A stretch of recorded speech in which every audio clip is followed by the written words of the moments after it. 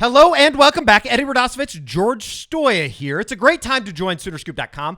Great promo going on right now. $1 for a month, and the month of March and into April is going to be extremely busy.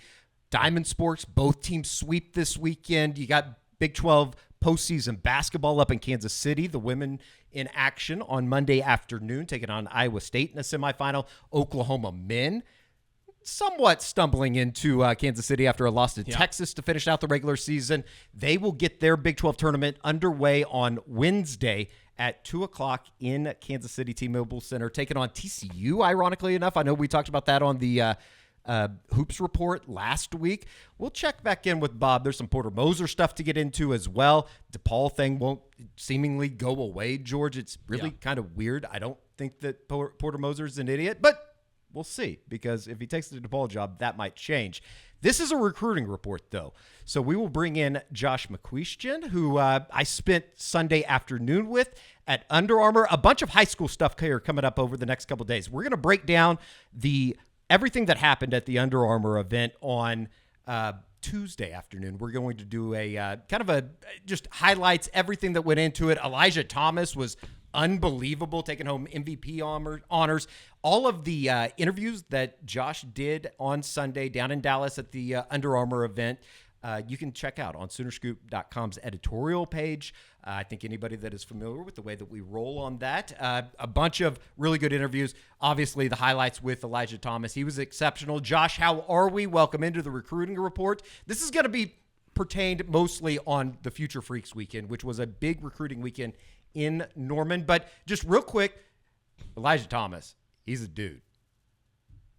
Yeah, Eddie, the thing is, I mean, you and I talked about that before. He stands out every time you watch him, but he's starting to fill out that frame. And we were talking about as we walked out yesterday, his size, he's probably 6'1", maybe. But he's bigger than you think he is, and he's so long. Like, his arms, he catches everything that's near him. I came away amongst a really good group of receivers. I thought he clearly stood out. I mean, and I think you and I midway through camp were like, he may win MVP. He really was outstanding. He was awesome. And as you said, I think we were standing there one time down in the end zone watching some of the one-on-one stuff, or the pre-one-on-one stuff. Some strong hands. I mean, it seems like he catches everything in his vicinity. So we will catch up on everything and kind of wrap up everything that went down at at Under Armour on Tuesday, right here on the Soonerscoop.com channel. We're going to focus on the Future Freak stuff, though, today. Big recruiting weekend down in Norman. And, Josh, I think it's probably the easiest place to start is 2026 running back commit Jonathan Hatton. Actually, let's back up a little bit. For anybody that maybe doesn't know, what is Future Freaks and what went down in Norman over the weekend? Yeah, this was a big weekend that I think – honestly, I think going into maybe like a week out, I had kind of underestimated. I thought it was going to be a very normal visit weekend, but I think Oklahoma really made this an event kind of weekend where they wanted to have, families there. They were going to present a lot of information to a large group. Guys, I think that visit list pushed into the 30s and maybe even touched 40, which is kind of crazy. I mean, that's not the way Oklahoma is operated. So it kind of surprised me with the way it played out, but it was very focused on 2026, 2027. There was even a 2028 prospect there, a kid that has not yet started high school. So that kind of tells you, where the name makes sense. I mean, they were trying to gear to younger guys, trying to inform parents like what this process is going to be like, trying to make guys understand, okay, before August 1st, we can't talk to most of you guys like that. You're going to have to call us if you want to communicate, because we cannot call you. We can't initiate contact. So that is something that, a lot of these guys just don't know. I think we all as recruiting people kind of take for granted. We understand that they don't know these things. So talking to some of the guys at Under Armour yesterday, some of the younger guys, they were like, yeah, I've tried to contact them, but I didn't realize they, and so they learned some things. I mean, there was some real information. At the same time, you get to give them your recruiting pitch and kind of what your program is. And from everything I can gather, and I know we'll get into the particulars a little bit, I think the weekend went really well for Oklahoma. No doubt. All right, let's start with 2026 running back Jonathan Hatton out of Sabalo Steele High School. This was actually his first visit to Norman, committed sight unseen. Well, it was his first visit since he committed. Okay. He took a visit Well, I'm an idiot. to a game weekend in late September. Yeah. I think I might have conveyed that to you incorrectly, Eddie. That's probably It on was me. definitely as it your always fault. is. It was definitely your fault. But yeah, it was his first trip up, and when I hit Jonathan up, it was like I feel really good about it. I made the right choice. That's what I came out of this weekend knowing. So that's huge because I mean, for those that don't follow this stuff closely, and and 2026 seems too far off to be invested in. This is a top, probably 10 running back in the country, probably a top 50, 75 overall player in the country. I had a chance to see him earlier this year against Lake Travis, another, Texas powerhouse. And he busted a couple of nice runs. He's a big, powerful back. But yeah, really more than anything, you could tell Jonathan, one of his big aspects of the weekend was recruiting other guys and hanging out and, getting a feel for maybe some of his classmates and who those guys might be. Josh, I was just about to ask, who is kind of leading the charge in 2026? Is it Hatton kind of leading the way? I know you typically look at it and you say, and they don't have a quarterback committed yet. Yeah, we always point to the quarterback as the guy in that class. But who is it? I guess it is Hatton right now. It almost has to be by default. Yeah. But there is. I was interested to see because you guys are right. Like usually the quarterbacks, both because of the position they play and just kind of the mindset they have, and to add in the fact that they usually commit very early. They're usually the ringleaders. But Hatton, he was very, I was working, I'm working on this guy and I'm talking to this guy. I got some recruiting in. I mean, he was very, very clear that he was trying to do some work. So, and I think, again, that helps on a couple of levels because, like I said, he's a premier prospect that carries weight with other players. They're going to know him a little more readily than just, some guy that isn't ranked and maybe a great player, just isn't as well known yet. And he also comes from a very big program in Steele there in the San Antonio area. Yeah, it's a program that was it Marquise Anderson, a Sabalo Steele guy. It's crazy. Marquise Anderson and the receiver whose name I'm going to forget in the same time. I think the last time, I mean, to kind of put it in perspective, it's been a while since you had some success at Steele, and Marquise Anderson was one of those guys. The game I saw Marquise play, he was playing against Johnny Manziel and Kerrville Titans. So, I mean, that kind of dates what we're talking about. It's been a little while. That's crazy. Do we have video of Johnny Manziel in the Scoop HD files? It's possible. I would say like shot on almost a GoPro level camera. Yeah. It was a while back. No doubt. Another one of the visitors that came in that was notable from a national perspective, Trent Wilson, the 2025 defensive lineman out of Upper Marlboro, Maryland, Dr. Henry Wise High School. Great high school name. What can you tell us about Trent Wilson's visit to Norman this weekend? Yeah, this sounds like something that went really well. Oklahoma did what they needed to do. They checked a lot of boxes for him. Again, and I've talked about this a lot. This is a guy, you mentioned the high school's name. This is the same school that produced Jalil Farouk. So he's got someone there from the same area that can talk to him, that knows his high school coaches and is familiar with all of those guys. And so I think that helps OU a lot in recruiting a guy that he's never going to have the familiarity with Norman, Oklahoma that he does like State College. And, he's been to Penn State, I think, 6 times. So it's an uphill battle for Oklahoma. There's no question. But just talking to people kind of around his recruitment, it does feel like Oklahoma's making some inroads here. Like they're starting to make a real impression. And he'll almost certainly be back for an official visit. I kind of expect that to be June 21st, but that's me speculating a little bit. But I like where Oklahoma is with this recruitment. And again, I don't think they're the favorite at the moment, but they are. There's always a program that seems to kind of make a run with some of these elite guys, and it kind of feels like Oklahoma is maybe positioning themselves to be that school. It's going to be really interesting in this 2025 class how Todd Bates, as well as Miguel Chavis in a way, back up what they did in that 2024 class with, I think what we've talked about. We talked about it right here on the Soonerscoop.com YouTube channel last week about the expectations for that defensive line group moving forward, especially moving into the SEC. It almost seems like it's very important to keep momentum on the defensive line and continue, somewhat of a national scene, I guess, if you will, on that defensive line group in 2025. And Josh, going off that, because I was just about to ask Josh this, is like talking about. You can ask him right now. Go ahead. Okay. Thank you, Eddie. Thanks for your approval.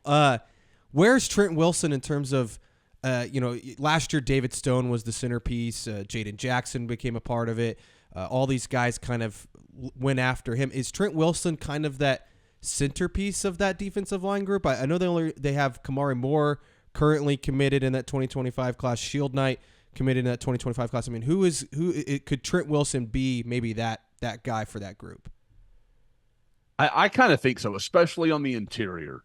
He's kind of one of these guys that we see OU recruit. Like I want to say he's listed at about 270. So there's some variation in how you could see him. I mean, in certain schemes, he might be more of he's going to shade the tackle or something like that. He's never going to be like a wide 9 guy, but there's certainly a lot of room for him to move around and play on the defensive line. But if you're talking from a pure interior standpoint, as I look at, kind of who OU seems to realistically have a shot at, he feels like one that makes a lot of sense. And I think that's why you're seeing Oklahoma really press, really pushing on getting him to campus as often as possible, making sure he knows the priority he is.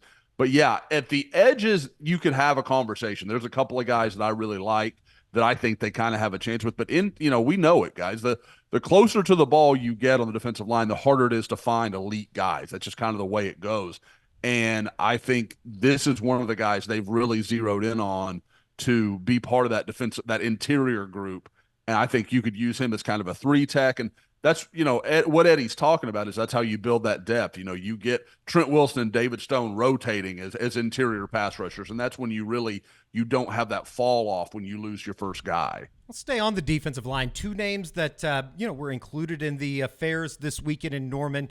2 2026 guys, one somewhat locally, in state, and then another one just north of us in Kansas. Hunter Higgins, a defensive end, 6'5", 225, 2026 defensive end edge out of Wichita, Kansas, as well as Taja Overton, a name that maybe might not be on a whole lot of people's radar right now, but a 2026 defensive lineman out of Owasso. Yeah, we'll start with the in-state guy. Taj, I mean, I feel like a lot of people didn't recognize him, and then he started picking up a few offers over the winter, and everybody kind of goes back and watches his tape and like, oh, man, this guy's really good. But this is – guys, I mean, we're seeing Owasso, thanks to the way they've put a lot of effort in their strength and conditioning program and a lot of the work they do in the trenches, you're starting to see a lot of big guys coming out of that program, and he looks like the next one, and he's – obviously the first one to pick up an Oklahoma offer amongst this group of Owasso, where they've got 2 Power 5 offensive linemen, and I think they've got some other guys coming along that they're pretty excited about. But Overton loved the visit. I mean, he really talked about, first off, it was just very much like, oh man, I just loved everything. It was kind of generic. And I said, well, what is it that stood out? And he was like, the coaches. I love the coaches. They were just kind of unbelievable. And he's not a guy that really is one to just run off at anything, at any topic. But I think it was clear that they've really stood out to him. And he's been open before that Oklahoma's kind of a dream school is probably pushing it, but a school he kind of grew up really fond of and always hoped he'd have an offer from. So for Oklahoma to build that relationship, I think that's, again, you're starting to lay that groundwork for maybe 2026 being another really good class. With Higgins, you always like when guys start comparing it to home. That's always a good sign in my experience, about 20 years covering recruiting. And there were a couple of guys that said, man, it felt like home. It felt like I was really close to home, whatever it may be. And that was Hunter. He talked about just being, feeling like it was very similar to where he's from. And obviously, Wichita, Kansas, we all know that's not way off in the distance for a guy like that. But we know Oklahoma, especially anytime Brent Venables has been part of the program, has done an outstanding job recruiting Kansas. I would expect Hunter Higgins to be a guy that OU fans need to remember going forward. Speaking of somebody that told us Oklahoma felt much like home yesterday, let's move over to the offensive line. We've talked about, just how important that 2025 group is. We'll get into some particular player breakdown type stuff on the Under Armour review, but somebody that was in Norman and somebody that was in Dallas yesterday, Zayden Crippen, the Prosper offensive tackle. He's a 2026 guy, Josh, but certainly had some good things to say about Bill Beatenbow and the Oklahoma visit. Yeah, and this is a guy, I mean, you talk about familiar with recruiting offensive linemen. Prosper, I think in a 3-year span is going to have like 7 offensive linemen sign I think almost exclusively Power 5 scholarships. Incredible. Like it's just unbelievable what they're doing at a program that, is still kind of learning its way. Being a little bit newer, kind of especially to the upper levels of Texas high school football. But with Crimpin, yeah, he's talked before about how much he liked the distance. I think it's kind of like we see with a lot of Metroplex guys, where it is close enough to home that he can get back whenever he wants to, but at the same time, not so close that mom and dad are going to be stopping by anytime they want to. So, the kind of that freedom that I think we all know we wanted in college. So he's talked about that before, but really he talked yesterday about getting to spend more time with Bill Beedenbow and having that relationship start to blossom a little bit and just getting a feel for what he's like. I mean, because Eddie, I think that was the thing. I think we talked to 4 or 5 offensive linemen yesterday, and they were all just like, Bill's so direct. Like, I mean, that was clearly the message. And for most offensive linemen, that works. Now, some guys, that's not their thing, and like it just doesn't come off right. But I think with Zayden Crimpin, that's something that he likes. It's not a lot. He doesn't need a lot of the fluff and a lot of the pitches. He just kind of wants to hear what does my future look like? Where am I going to fit in? And, how are you going to make me better?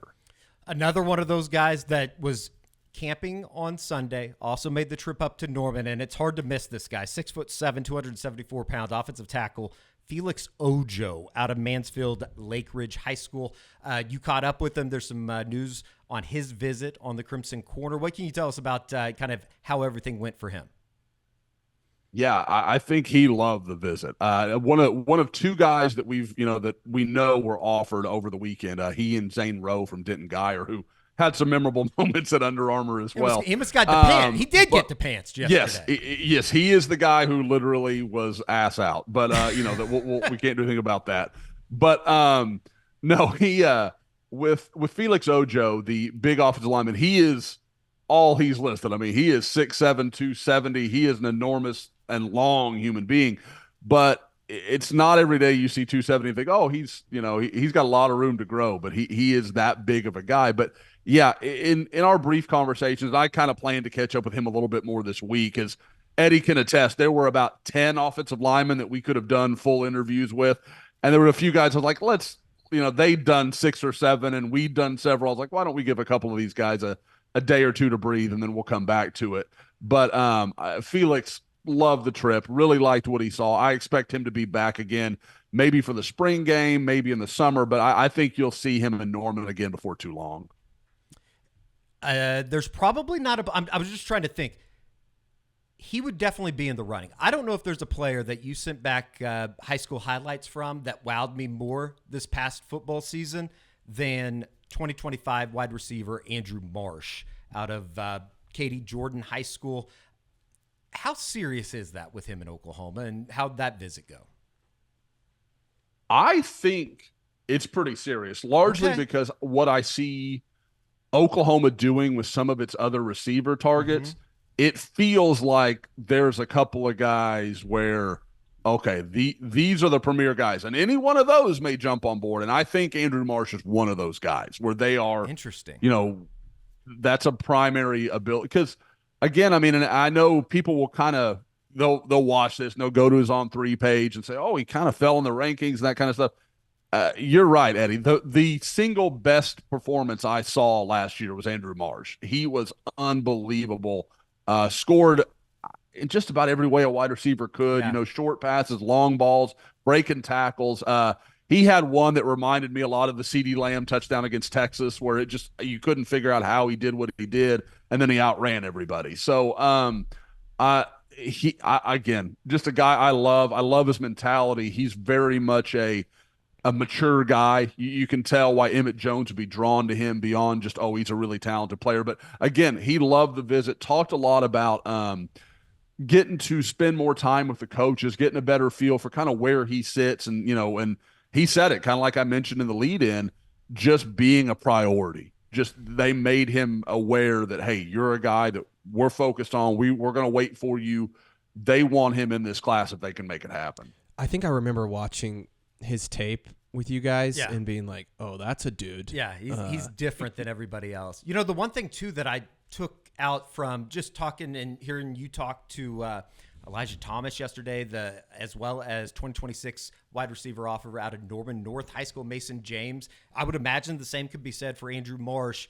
There's a certain connection, and I think that we knew this already, but there's a certain connection that Emmett Jones and what he's doing in that wide receiver room, that it's striking how much these guys feel like they have a very, very good relationship with him as they continue to evolve through the recruiting process.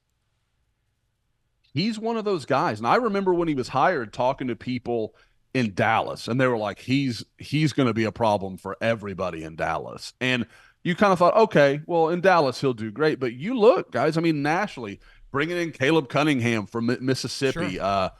Obviously, like we said, having a role with Mason James there, looking at some of the guys they're recruiting, Chakota, Oklahoma, Elijah Thomas, from a background that couldn't be more different from, the guys in DeSoto and Duncanville and the big city Dallas schools. Like, it's very different, but he finds a way to connect with all these guys. And really, and I knew he was good coming in. He's been better than I expected him to be. Emmett Jones is a guy that in a year or two, if you told me he was a National Recruiter of the Year kind of guy, I think that's completely in the cards for him. Josh, you mentioned Mason James, and I know that I know we want to get to some 2025 guys here in a second, but I wanted to ask you about, there's a lot of 2026 Oklahoma kids that were in town this weekend. I mean, Caden Jones from Jinx, Mason James, who looked absolutely fantastic yesterday. Caden Jones? Yeah. We'll have more on that on Tuesday in the Under Armour report. Josh Rushing and Adam Austin from Lawton Mac. You had Quincy Shelton from Hugo, who I know you really like, Josh. I mean, what's the word on those guys? And it seems like Oklahoma's going to be really busy in state again in 2026. Yeah, I think that's kind of been an undercovered story, even by myself. I'm not shooting down anybody else, but 2026 in Oklahoma looks like it's going to be pretty good. Because you mentioned Adam Austin from Lawton Mac. He's already got some Power 5 offers. Joshua Rushing, I believe he's got Iowa State, and then like UTSA, a couple of schools like UTSA that are known to do really good early evaluations, and then everybody kind of jumps on, and UTSA ends up not involved in the end, but that it's usually a good indicator of a good young player.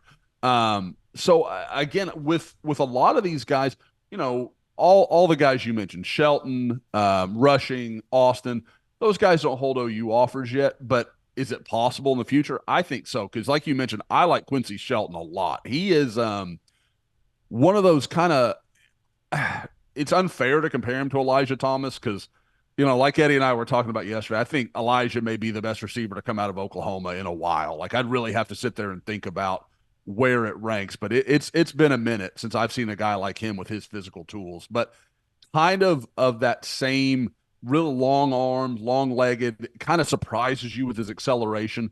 So again, I mean, if you told me this is not, terribly unlike a couple of classes ago in state where you had Oklahoma signing some big numbers, I think that could be the case here in 26, where I think it's a really good group in state, and it's just going to kind of depend on, what Oklahoma's numbers are, and B, what it looks like regionally. Like, I mean, sure, you want to get all the Oklahoma kids you can, but if there's a great safety in, let's say another Peyton Bowen at Denton Guyer, you got to go chase the next Peyton Bowen. So it's going to be a little bit dependent on some other things, but there is no question that if Oklahoma needs to find some talent in state, I think it's there in 2026, maybe better than it has been in a couple of years. We'll stay in 2026 because there was a notable name, a notable invite.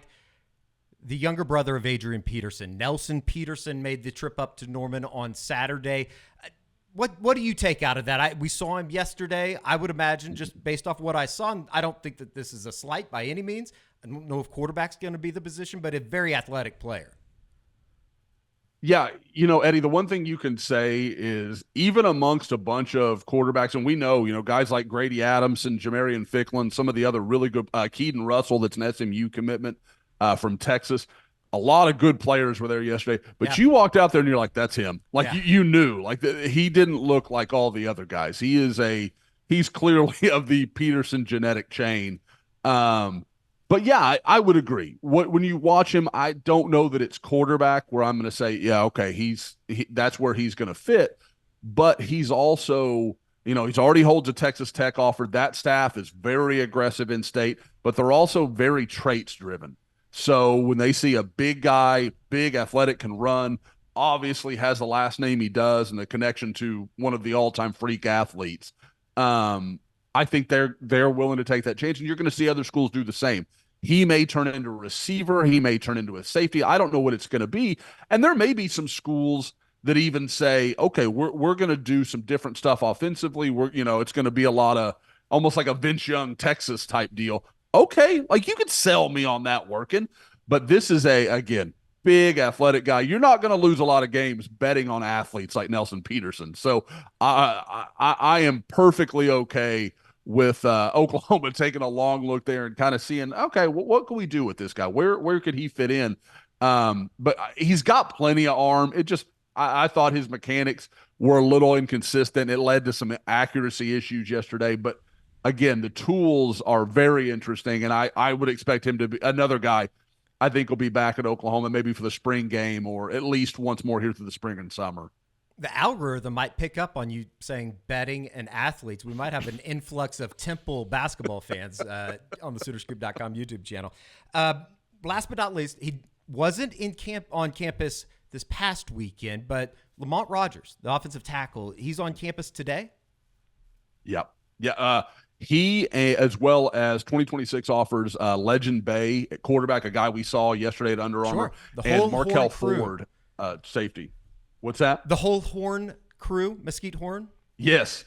And the fourth is Ryan Gilbert, another 2026 guy that's a corner that it won't shock me if on tomorrow's report we're talking about a new offer at Mesquite Horn. I think that's very much in the cards and very possible. Maybe by the time people are watching this, they're already aware of it. So I think Jay Valai likes him a lot. And again, Horn is this program that Oklahoma has.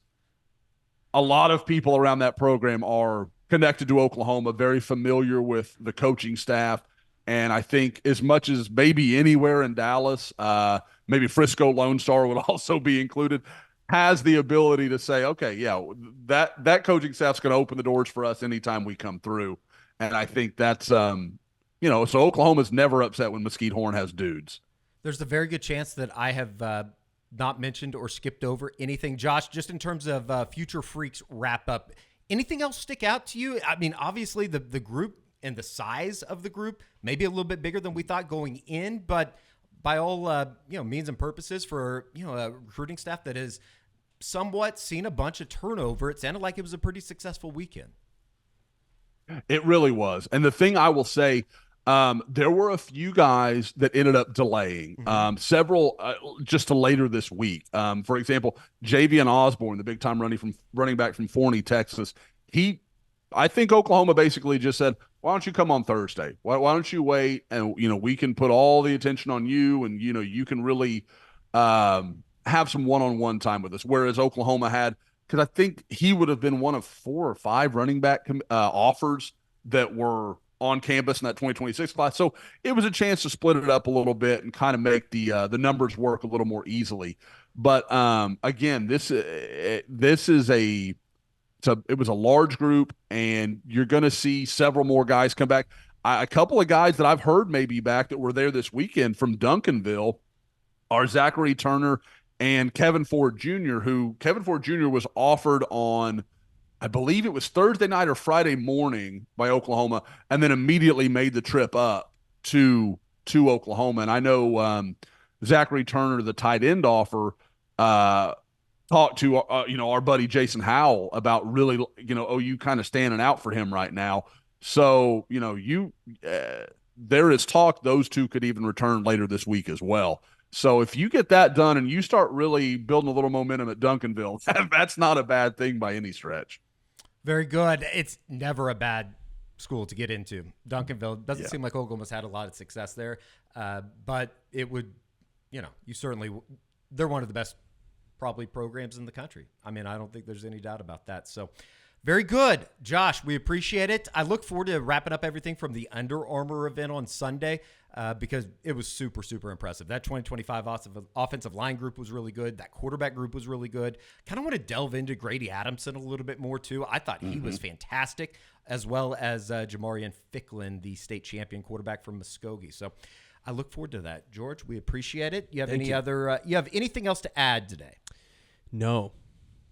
What'd you think about the Big Sky tournament? Number 1 seed and the number 2 seed are both out. Goodbye to Eastern Washington and Northern Colorado. Couldn't tell you anybody else in the Big Sky conference. David Patrick, former Oklahoma assistant, led Sacramento State 10-21. It is call 1-800-GAMBLING. That had nothing to do with gambling.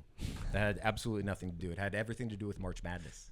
Alrighty. I don't know what's going on with the screen there. Josh has a thought bubble that has just been in there for like days. So I think that's where we'll end this one. We appreciate it, Josh. We will talk to you on Tuesday to wrap up everything from the Under Armour. George, we appreciate it. We'll see you right back here on the Soonerscoop.com YouTube channel. Promo code $1. Remember, get there. 4 quarters. Don't be that poor. Bye-bye.